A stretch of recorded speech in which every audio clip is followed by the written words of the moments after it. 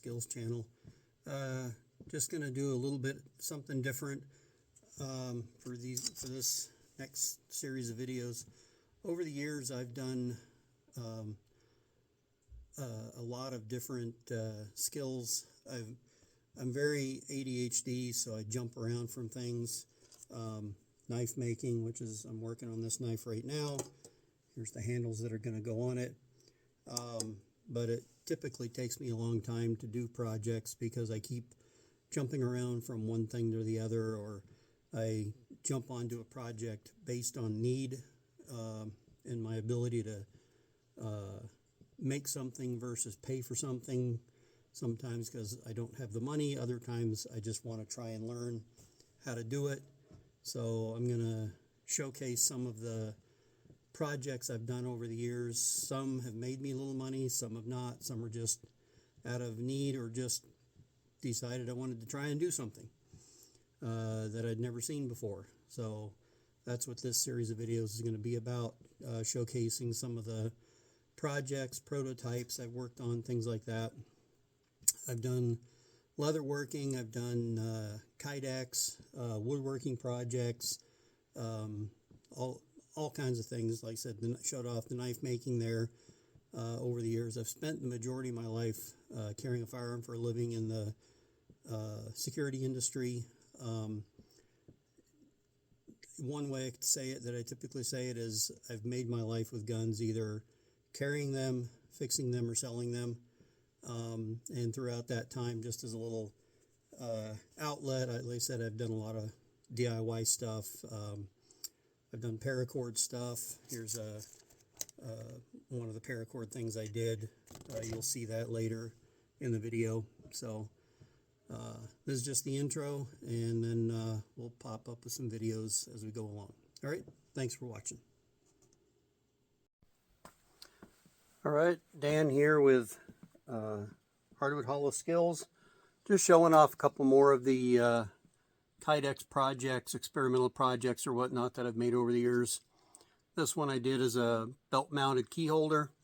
So you'll notice it opens up here, and then there's this little hook right there that hooks on the bottom of the belt to keep it from pulling off. I was hoping there'd be enough flex to be able to get this lip to go on the inside, but I didn't get that done. So it winds up making this flex a little more than I like. That's why it never really went into production. I never really used it. The outer clip here is held on. You can see on the inside here those two metal rivets in there.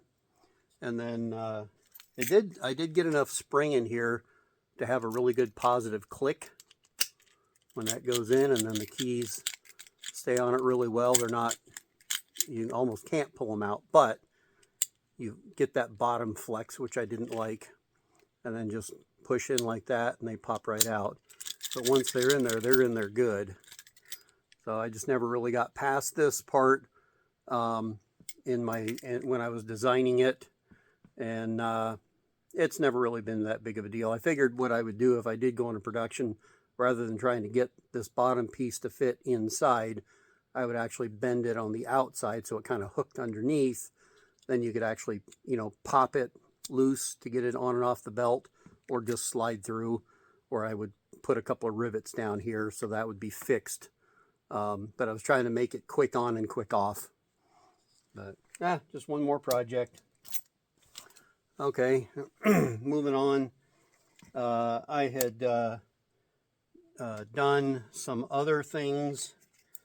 I made this flashlight holder that I just use lashing so I can put it onto moly. So this hook right here can slide up through moly and hook over it, and it doesn't want to pull back through. And then you use these lashings, and you can actually go up through these, through the D-ring, pull it back down, and lash it on, and it's not going anywhere. And then the flashlight can go in two different ways. So, and it's made specifically for the Surefire 6P poly. And you'll notice these little indentation marks here. Those index with the marks on the flashlight.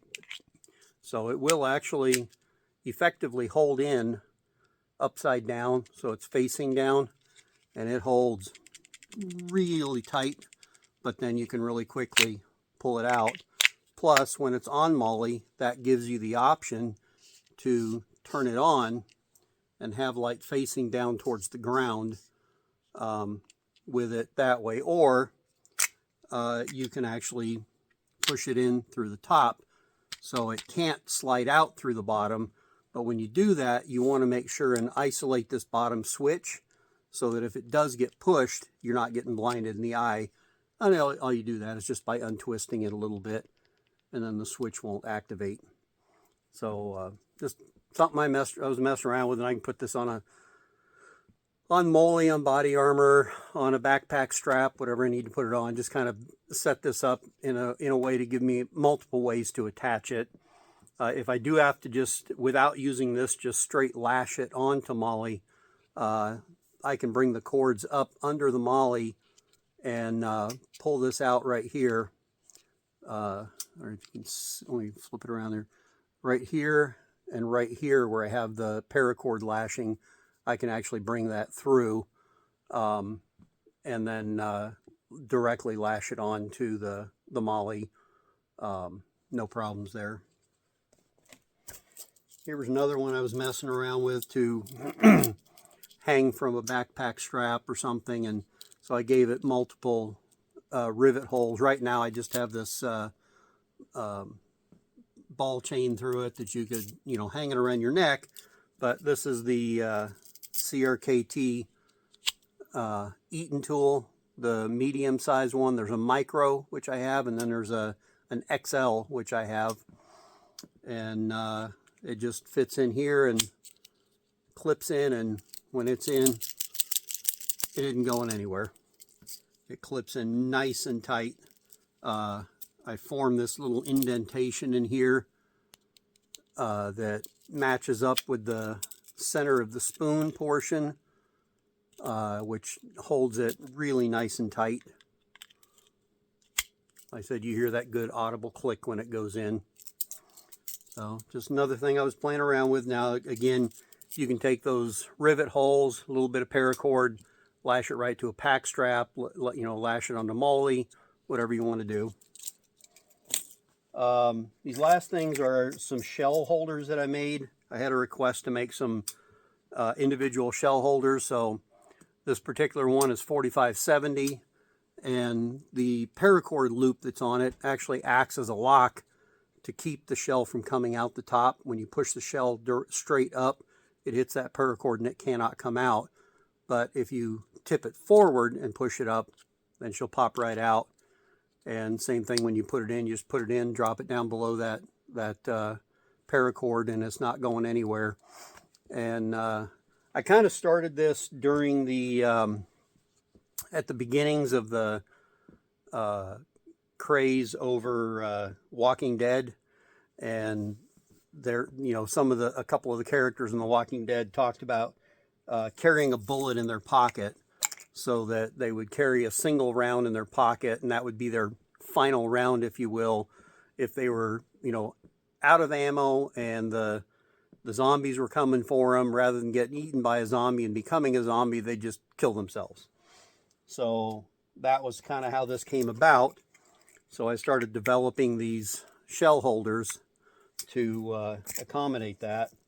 So these two that I just had in my hand are 7.62 by 39, which is the AK cartridge, and it's double molded on one side with an opening for the round to go in, and then completely flat on the back side. And again, I just have the chain on it that you could hang it from your neck, or you could use paracord so the round slides in, then you hear it kind of clicks in.